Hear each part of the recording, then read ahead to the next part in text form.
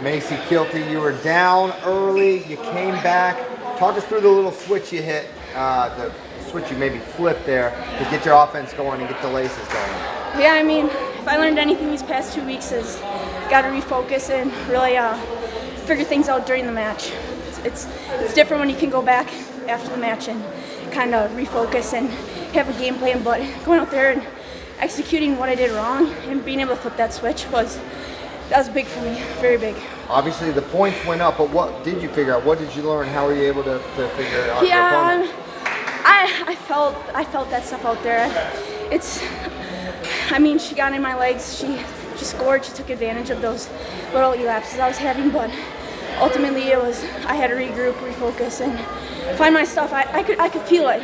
And like I've been telling you guys, I got to pull the trigger and find that stuff, and I was able to do that. Some emotion after it was all said and done. You got the tech. What's behind that? I didn't want to go home empty-handed. That loss yesterday sucked. Last week at U23's that finals match, it burns, and I wanted to win the day. That was my thing, and I think I won the day. You won the day.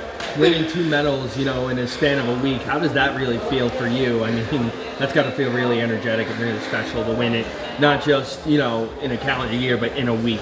Yeah, I mean, I'm a product of my environment, so it's me, but ultimately it's the people back in Iowa, the people that have been pouring into me since day one, and I want to show that out on the mat. It sucks losing, but if anything, if I can make adjustments and come out here with a medal, I hope I made those people proud. And yeah. Talk about kind of like the mental switch that you had after you did get down early, and like you said, you regrouped. Did you really learn that like at U23s and being able to really implement it, being like, I'm just going to let it go? Yeah, I mean, if you look at my losses, that a lot of them were off my offense.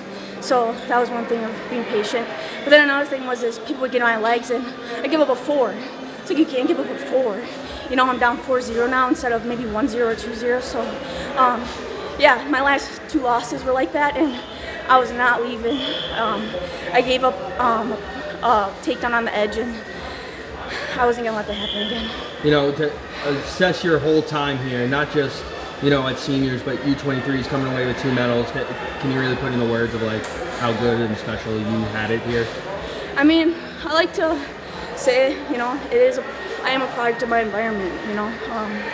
Everyone that pours into me, I hope like that performance can at least show something, and being able to bring this back home, not just for myself, but for everyone else. I think that's special, and also I think it just shows consistency. I mean, I think I do the right things on a daily basis. It's not just when I'm getting ready for World Championships. It's not just when I want to. It's all the time. And I think that's what sets me apart. And that's why I'm able to put myself in opportunities like this to go and perform at a very high level and bring home medals for my country.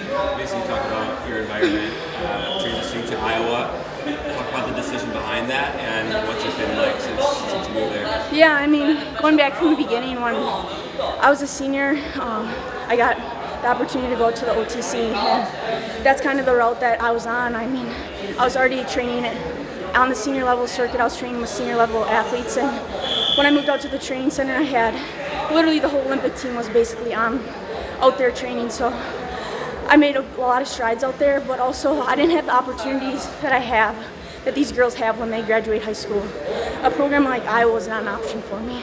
It was D3 programs, D2 programs, and nothing against them, but I was already beating those top level girls. So to me, I always wanted to put myself in a position, in a training environment that I was going to be being pushed. So that wasn't an option for me till really this last year, and found out I had a year eligibility left, and I was like, man, that'd be really cool to be able to compete at the collegiate level, train at a very high level, have really cool resources, opportunities.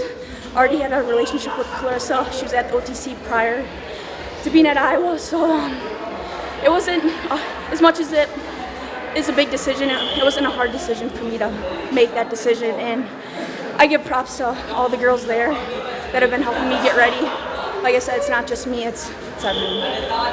Bounced around through weight class, had success in a lot of different ones. As you look to the future, where do you see you finding yourself at home? Will you settle back down to 62, you think?